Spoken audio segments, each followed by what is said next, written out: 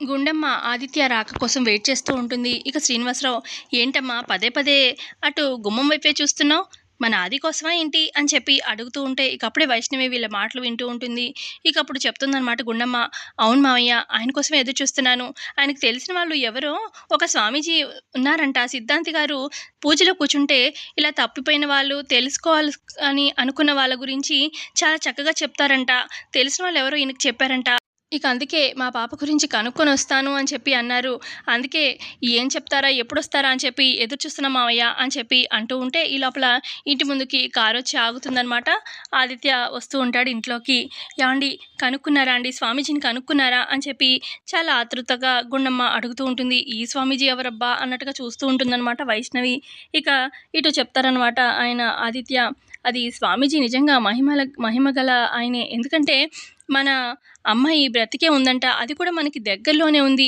ఇంకోటేంటంటే ప్రతి ఆడపిల్లని కన్న తల్లిదండ్రులు కన్యాదానం చేయాలని చెప్పి చాలా ఇదిగా చూస్తారు. కానీ మన అమ్మాయికి ఆల్రెడీ పెళ్ళైపోయింది అని చెప్పి అన్నారు. అలా ఎలా చెప్పారు అన్నట్టుగా గుండమ్మ అంటూ ఉంటే, అది అంటే మన అమ్మాయి పుట్టిన టైము, ఇది నక్షత్రం అన్ని డీటెయిల్స్ ఇచ్చాను. దాని ప్రకారం ఇప్పుడు ఇంత ఏజ్‌లో ఉంటుంది, ఇప్పుడైతే పెళ్ళైపోయింది అన్నట్టుగా చెప్పేశారు. మనకు దగ్గరలోనే ఉందంట అని చెప్పి అనగానే, అవునా! చాలా సంతోషంగా ఉందండి అని చెప్పి, పెళ్ళైపోయిందా నా కూతురికి అని చెప్పి గుండమ్మ చూస్తూ ఉంటుంది. ఇదేంటి ఈ స్వామీజీ నిజంగానే పల్లవి గురించి బాగానే చెప్పాడే అన్నట్టుగా చాలా షాకింగ్‌గా చూస్తూ ఉంటుందన్నమాట వైష్ణవి. ఇక ఇటు ఆదిత్య ఇంకేం చెప్తారంటే, ఆ స్వామీజీ మన అమ్మాయి పెళ్ళైతే చేసుకుంది కానీ పాపం అత్తారింట్లో కొంచెం సమస్యలు ఎదుర్కొంటుందంట తన జాతక ప్రభావం వల్ల అని చెప్పి అనగానే, అయ్యో అవునా! నేను తన పక్కనుండుంటే పాపం తనకి ధైర్యం చెప్పేదాన్ని కదండీ అని చెప్పి గుండమ్మ బాధపడుతూ ఉంటే, అప్పుడు ఇక ఆదిత్య అంటారు, అదేంటి గుండమ్మ, అసలా ప్రతి ఆడపిల్లకి అత్తారింట్లో ఎంతో కొంత సమస్యలు నార్మలే కదా! ఎవరికైనా ఇవి ఉండాల్సినవే. కాతే మనం ఇప్పుడు సంతోషించాల్సింది ఏంటంటే, ఇప్పుడు దాకా అసలు ఉందో లేదో తెలీదు మనకు పాప. కానీ ఇప్పుడు బ్రతికే ఉంది, అది కూడా మనకు దగ్గరలోనే ఉంది, పెళ్ళయింది అని చెప్పి తెలుస్తుంటే సంతోషమే కదా! అయితే ఇదే కాక నువ్వు చెప్పావు కదా ఆల్రెడీ నా పోలీస్ ఫ్రెండ్‌కి కూడా చెప్పమని. అయితే అందుకే లేట్ అయింది ఇప్పుడు రావడం. నేను అటు స్వామీజీని కలిసి ఇక నా ఫ్రెండ్ దగ్గరికి కూడా ఎళ్ళాను. ఇంకా ఎలాగైనా మనకు దగ్గరలోనే ఉంది మన అమ్మాయి అని చెప్పి స్వామీజీ చెప్పారు కదా! ఈ కథ విషయం వాడికి కూడా చెప్పాను. కొంచెం గట్టిగా ప్రయత్నం చేయమని చెప్పాను అని చెప్పి చెప్తూ ఉంటాడనమాట ఆదిత్య. ఇక అప్పుడు వైష్ణవి గబగబా వీళ్ళ దగ్గరకొచ్చి అప్పటిదాకా చాటుగా వింటూ ఉంటుందనమాట. ఇక వీళ్ళ దగ్గరకొచ్చి, బావగారు, అయితే మీ అమ్మాయి దాదాపు ఎక్కడుందో తెలిసిపోయినట్టే అనమాట. అంటే ఫోటో గానీ ఏమన్నా ఇచ్చి చూపిచ్చారా? ఎక్కడుంది? ఎలా ఉంది? ఏంటనేది? అని చెప్పి చాలా ఆత్రంగా అడుగుతూ ఉంటే అప్పుడు శ్రీనివాసరావు, అదేంటమ్మా వైష్ణవి, నీకేంటంత ఆత్రం అని చెప్పి అనగానే అప్పుడు వైష్ణవి కవర్ చేసుకోవడానికి, అంటే ఏం లేదు మావయ్య, మన గుండమ్మ పాపం తన కూతురు కోసం ఎన్ని సంవత్సరాలుగా ఎదురు చూస్తుంది. నిజంగా గుండమ్మ కూతురు తెలిస్తే గుండమ్మ కన్నా ముందే నేనే వెళ్ళి వాళ్ళ కూతురిని తీసుకొచ్చి గుండమ్మకి అప్పచెప్పాలని, అంతే, అంతకుమించి ఇంకేం లేదు అని చెప్పి అంటూ ఉంటుంది వైష్ణవి. ఇక అప్పుడు ఇటు ఇంకా అయితే తను ఎక్కడుంది ఏంటనేది ఇంకా చెప్పలేదు. కాతే ఒక దారైతే ఉందని చెప్పారు అనగానే, ఏంటండి ఆ దారి అని చెప్పి గుండమ్మ అడుగుతుంది ఆదిత్యని. ఇక ఆదిత్య చెప్తారు, అది ఏదో హోమం జరిపించాలంట. ఆ హోమం జరిపిస్తే ఇక ఆ హోమంలోనే మన కూతురు ఎలా ఉంటుంది, మొహం ఎక్కడుంది, ఏంటి మొత్తం అంతా ఆయనకి కనిపిస్తుందంట. మనకు కూడా కనిపించేలా చేస్తా అన్నారు. త్వరలో పూజ కూడా చేస్తానన్నారు అని చెప్పి ఆదిత్య అనడంతోని, హమ్మయ్య పోన్లే ఒక దారైతే దొరికింది అని చెప్పి గుండమ్మ సంతోషిస్తూ ఉంటుంది. ఇక ఇటుపక్క వైష్ణవి మనసులో అనుకుంటుంది, ఇదేంటి ఈ స్వామీజీ ఎక్కడి నుంచి తగలబడ్డాడు, పల్లవి గురించి చెప్పేలాగే ఉన్నాడే, ఈసారి గుండమ్మకి తెలుస్తుందా ఏంటి పల్లవి గురించి, ఎట్టి పరిస్థితిలో నిజం తెలియకూడదు అని చెప్పి తెలియనివ్వను అన్నట్టుగా అనుకుంటూ ఉంటుంది వైష్ణవి. మరోపక్క ఇటు సుమలత, అక్షిత, భువన మాట్లాడుకుంటూ ఉంటారు. ఇక అక్షిత, భువన అంటారు, అసలు ఈవిడేంటి ఆంటీ, ఆవిడ పెత్తనం మన ఇంట్లో చేస్తుంది, అసలు ఎంత కోపం వస్తుంది, మాట్లాడితే చేయెత్తుతుంది ఏంటి ఆంటీ, కొడుతుంది అని చెప్పి అక్షిత అంటూ ఉంటే, ఆవిడంతే, ఆవిడ పవర్ఫుల్ లేడీయే కాదు, ఆవిడకి ఆస్తి కూడా బాగానే ఉంది. బెజవాడలో ఆవిడ తర్వాత ఎవరికైనా ఆస్తి, అంత ఆస్తిపరురాలు అని చెప్పి అనగానే, ఆస్తి ఉంటే ఆవిడనే ఉంచుకోమనండి, ఆవిడ పెత్తనం ఇక్కడేంటంట ఆంటీ అని చెప్పి అంటూ ఉంటుంది అక్షిత. ఇకప్పుడు అక్కడున్న సుమలత అంటుంది, ఆవిడ ఏముంది, మహా అయితే 4, 5 రోజులు ఉంటుంది, ఆ తర్వాత వెళ్ళిపోతుంది కదా, ఈ రోజులు కొంచెం మంచి అనిపించుకుంటే సరిపోతుంది కదా ఉన్నన్ని రోజులు, ఎందుకంటే వెళ్ళిపోయేటప్పుడు మామూలుగా మనకి సర్ప్రైజ్లు ఇవ్వదు అని చెప్పి అంటూ ఉంటుంది సుమలత. ఆ తర్వాత ఇక ఇటు ఆ పెద్దావిడ అంటే ఊరు నుంచి వస్తుంది కదా! బామ్మ వాళ్ళ అక్క. ఇక అందరూ కూర్చొని డైనింగ్ టేబుల్ దగ్గర కూర్చుంటారనమాట భోజనం చేయడానికి. ఇక ఇటు ఆ పెద్దావిడ, అలాగే ఇటు చరణ్, సుమలత, చంటి, అక్షిత వీళ్ళంతా డైనింగ్ టేబుల్ దగ్గర కూర్చుంటారు భోజనం చేయడానికి. ఇక పక్కనే నించుంటారనమాట ప్రసాదరావు, బామ్మ, అలాగే భువన నించుంటారు. పల్లవి ఏమో వడ్డిస్తూ ఉంటుంది. "మీరు కూడా కూర్చొని తినండి" అని చెప్పి ఆ పెద్దావిడ కాంతమ్మ అంటూ ఉంటే, "మీరు తినండి. మీరు తిన్నాక మేము తింటాంలే" అని చెప్పి బామ్మ అంటుంది. సరేలే అని చెప్పి ఇక అందరూ ప్లేట్‌లో పెట్టుకొని తినబోతూ ఉంటే, అప్పుడు ఆ కాంతమ్మ అంటుంది, "ఏంటి అలాగే తినేస్తారా? దేవుడికి దండం పెట్టుకోరా? అన్నం పరబ్రహ్మ స్వరూపం. దండం పెట్టుకోండి" అని చెప్పి ఇక వాళ్ళకి దండం పెట్టేస్తుందనమాట. ఒక్క మెతుకు వదిలిపెట్టినా ఊరుకునేదే లేదు అని చెప్పి, "మంచిగా మెక్కండి" అని చెప్పి ఆ పెద్దావిడ అంటే, ఇక అందరూ స్టార్ట్ చేస్తారనమాట తినడానికి. ఇక అలా తింటూ ఉంటే సడెన్‌గా ఇక చరణ్‌కేమో పొరపోతుందనమాట. అయ్యో! అని చెప్పి గబగబా పల్లవి వాటర్ నోటికంటించి ఇక తాగిపిస్తూ ఉంటుందనమాట. అలా తాగుతూ ఉంటాడు. "నీ భార్యకి నువ్వంటే ఎంత ప్రేమరా" అని చెప్పి అంటూ ఉంటుంది కాంతమ్మ. ఆ తర్వాత ఇక చంటికి కూడా పొరపడుతూ ఉంటే, అటు అక్షిత ఏం పట్టించుకోకుండా తింటూ ఉంటుంది. "ఏంటసలా? నువ్వసలు భార్యవేనా?" అని చెప్పి ఆ కాంతమ్మ అంటూ ఉంటే, నేను చెప్తాను.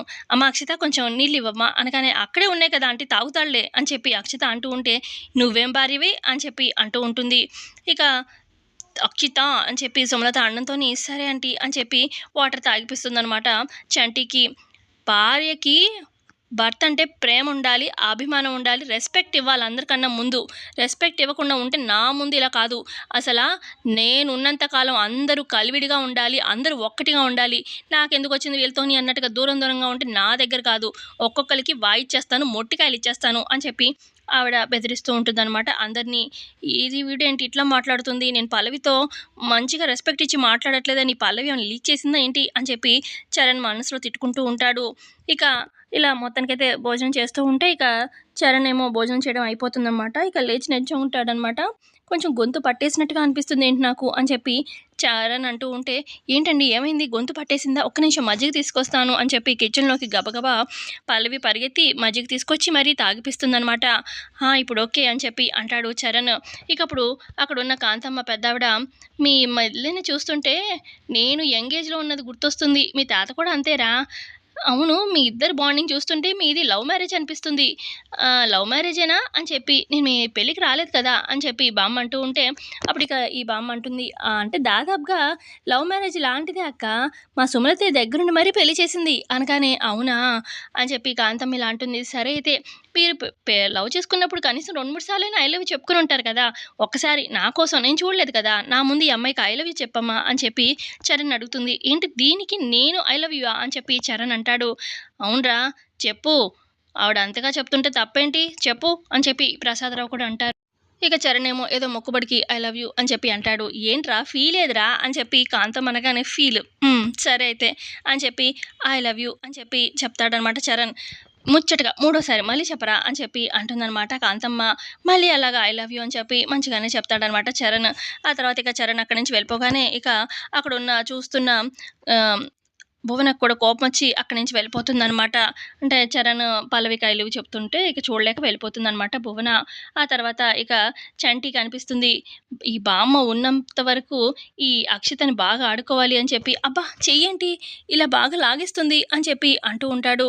ఇక అప్పుడు బామ్మ అంటే కాంతమ్మ బామ్మ కోపంగా చూస్తూ ఉంటుంది అక్షితని. ఇక అక్షిత గబగబా చేయి కడుక్కొని ఇక నొక్కుతూ ఉంటుందనమాట. వచ్చి భుజం నొక్కుతూ ఉంటుంది చంటిది. అది అలా ఉండాలి భార్య అంటే. సరే అయితే బాగా మెక్కానుగా నిద్రొస్తుంది వెళ్లి పడుకుంటాను. అవును రేపొద్దున గుడికి వెళ్ళాలి నేను అని చెప్పి పొద్దున్నే కారు రెడీ చేసి పెడితే నేను గుడికి వెళ్తాను. రేపంతా అక్కడే అమ్మాయి అని చెప్పి అటు కాంతమ్మ చెప్పేసి భోజనం దగ్గర వెళ్ళిపోతుందనమాట. ఇక నెక్స్ట్ డే ఉదయాన్నే సుమలత వాళ్ళ ఫ్రెండ్స్‌తో మాట్లాడుతూ ఉంటుంది. ఇక అప్పుడే అక్కడ అక్షిత, భువన వస్తారు.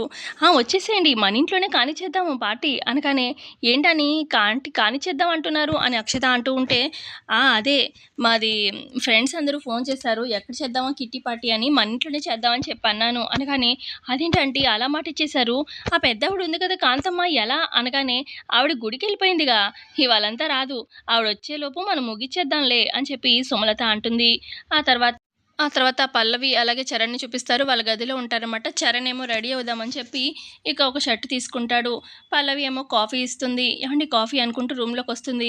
ఏంటి నీ చేతిలో ఏదిచ్చినా నేను తాగనని చెప్పాను కదా! అని చెప్పి చరణ్ అంటూ ఉంటే, అబ్బచ్చా! మరి నిన్న నైటు నేను నా చేత్తో వాటర్ తాగిపిచ్చాను, మజ్జిగిచ్చాను. అప్పుడు తాగారు. అప్పుడు లేని ఇబ్బంది ఇప్పుడేంటో అని చెప్పి పల్లవి అంటూ ఉంటే, అది సిట్యుయేషన్ తగ్గట్టు బిహేవ్ చేయడం అంటారు. అక్కడ మా పెద్ద బామ్మ ఉంది కదా! ఆవిడ ముందు ఏమీ అనలేక చేశాను. నీ మీదేదో ఇష్టంతో కాదమ్మా అని చెప్పి అనగానే, అవునా! ఇంకా నా మీద ఇష్టంతో తాగారేమో అనుకున్నాను అని చెప్పి పల్లవి అంటూ ఉంటే, అబ్బా! నీ మీద ఇష్టం అంటూ ఎప్పటికి జరగనే జరగదు అని చెప్పి అంటాడు చరణ్. ఈ లోపల షర్ట్ ఏసుకుంటూ ఉంటాడనమాట. బనీన్ మీద ఉంటాడు. ఈ షర్ట్ వద్దండి నాకిష్టం ఉండదు. వేరేదేసుకోండి అని చెప్పి అంటుంది పల్లవి. ఏంటి వేరేదేసుకునేది? నువ్వు చెప్తే నేనేసుకోవాలా? అంటే ఈ షర్ట్ తప్ప వేరేది అన్నీ ఏవేసుకున్నా పర్లేదా నీకు? సో, నేను ఈ షర్టే వేసుకుంటాను అని చెప్పి ఆ షర్ట్ వేసుకుంటూ ఉంటాడు. నేను చెప్పినా కూడా నా మాట వినకుండా ఈ షర్ట్ వేసుకుంటున్నారు కదా! ఈ షర్ట్ నాశనం అయిపోతుంది అని చెప్పి అంటూ ఉంటుంది పల్లవి. కాఫీ తీసుకోండి అని చెప్పి ఇస్తూ ఉంటుంది పల్లవి. ఇక తన చెయ్యి తగిలి ఈ షర్ట్ మీద పడిపోతుందనమాట కాఫీ అంతా. ఓరిని నీ నోరు మహత్యం మామూలు నోరు కాదుగా నీదసల. ఇప్పుడే అన్నావు షర్ట్ నాశనం అయిపోద్దని. కాఫీ మీద పడేశావు. ఆ! అనగానే నేనేమైనా కావాలని పడేశానా ఏంటి? మీరే మీ చేయితోని ఇలా అనేసరికి కాఫీ వచ్చి మీ షర్ట్ మీద పడింది. నేనేం చేయలేదు అనగానే, ఏంటి ఏం చేయలేదు? నువ్వు అన్నావు అయింది అని చెప్పి నువ్వేదంటే అది అయిపోతుందిగా అని చెప్పి చరణ్ అంటూ షర్ట్ తీసేస్తూ ఉంటాడు. అప్పుడు పల్లవి, అవును కదా! నేనంత గమనించలేదండి. నేనేదన్నా జరుగుతుంది. సో, మనిద్దరం తొందరగా దేవుడా దేవుడా! మేమిద్దరం తొందరగా కలిసిపోవాలి. ఒక్కటైపోవాలి. మా ఇద్దరికి పాపో, బాబో పుట్టాలి. హ్మ్. మేమిద్దరం కలిసిపోవాలి అని చెప్పి అలా దండం పెట్టుకుంటూ ఉంటుంది. ఏంటి ఆ కోరికలేంటి అని చెప్పి అంటాడు చరణ్. అవునండి. నేనేదంటే అది జరిగిపోతుంది కదా! నేను ఎప్పటినుంచో దేవుడిని కోరుకునేదే ఇది.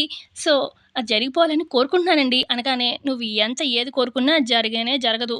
నేను నిన్ను దగ్గరికి రానివ్వనుగా అని చెప్పి అంటాడు చరణ్. ఆ! ఎందుకు రానివ్వరు? అని చెప్పి అంటుంది. రానివ్వచ్చుగా అని చెప్పి అంటుంది పల్లవి. అది జరగదు గాక జరగదు. నేను బయటికెళ్తున్నాను. నేను నా గర్ల్ ఫ్రెండ్‌ని కలవడానికి బయటికెళ్తున్నాను అని చెప్పి అంటాడు చరణ్. గర్ల్ ఫ్రెండా? సరే అయితే మీ గర్ల్ ఫ్రెండ్‌కి చెప్పండి హాస్పిటల్‌లో రూమ్‌ని బుక్ చేసుకోమని. ఒక బెడ్ కూడా అని చెప్పి అనగానే, ఎందుకు? అని చెప్పి అంటాడు చరణ్. అదే మీ గర్ల్ ఫ్రెండ్ మరి నా చేతుల్లో దెబ్బలు తిని హాస్పిటల్‌కెళ్తది గదా! అందుకే అని చెప్పి అంటుంది పల్లవి. ఏయ్! నేనేదో ఊరికే అన్నాను. రేపెప్పుడైనా ఏదైనా అమ్మాయితో మాట్లాడితే ఎవరైనా నువ్వు ఆ అమ్మాయిని కొట్టేస్తావా ఏంటి? ఆ! నేనేమి ఆ అమ్మాయిని కలవడానికి వెళ్ళట్లేదు. మ్యూజిక్ ఆల్బమ్ కోసం వెళ్తున్నాను అని చెప్పి అంటాడు. సరే అయితే ఆ మాట ముందే చెప్పొచ్చుగా వెళ్ళండి అని చెప్పి పల్లవి అంటుంది. మరోపక్క హాల్‌లో అంతా హడావిడిగా ఉంటుంది. ఇటు ఈ పెద్ద బామ్మ అంటే కాంతమ్మ గుడికి వెళ్తుంది కదా! ఇక కిట్టి పార్టీ కోసం అని చెప్పి అరేంజ్‌మెంట్స్ చేస్తూ ఉంటుంది సుమలత. ఇక ఒకతనితోని అంతా నాన్ వెజ్ అది డిషెస్ అన్నీ తెప్పిస్తుందనమాట. ఇక ఇటు బామ్మ, ప్రసాదరావు, చంటి చూస్తూ ఉంటారు. ఇక అక్కడ అక్షిత అలాగే భువన వాళ్ళు రెడీ అయ్యి ఉంటారు. "ఏంటి మమ్మీ ఏంటి హడావిడి?" అనగానే, "ఇంట్లో కిట్టి పార్టీ జరుగుతుంది. నాన్ వెజ్ తెప్పించాను" అని చెప్పి అనగానే, "నాన్ వెజ్జా? అయితే ఈరోజు నేను కూడా ఇంట్లోనే ఉంటాను కాబట్టి కొంచెం భారీగానే గట్టిగానే వండించండి. బాగా తింటాను నేను అని చెప్పి చంటి అంటూ ఉంటే, ఇక అక్కడే ఉన్న అక్షిత చిరాగ్గా చూస్తూ ఉంటుంది. ఈ లోపల అప్పుడే రెడీ అయ్యి కిందకి ఇటు చరణ్ అలాగే పల్లవి వస్తూ ఉంటారనమాట. ఇదిగో ఏయ్ పల్లవి నువ్వే వంట చేయాలి అని చెప్పి చెప్తూ ఉంటుందనమాట అక్కడున్న సుమలత. ఇంకా అంతే అండి ఎపిసోడ్‌లో జరిగింది. ఎపిసోడ్ నచ్చితే ఖచ్చితంగా లైక్ చేయండి. అలాగే మీకెవరైనా నచ్చితే వీడియో హైప్ చేయడం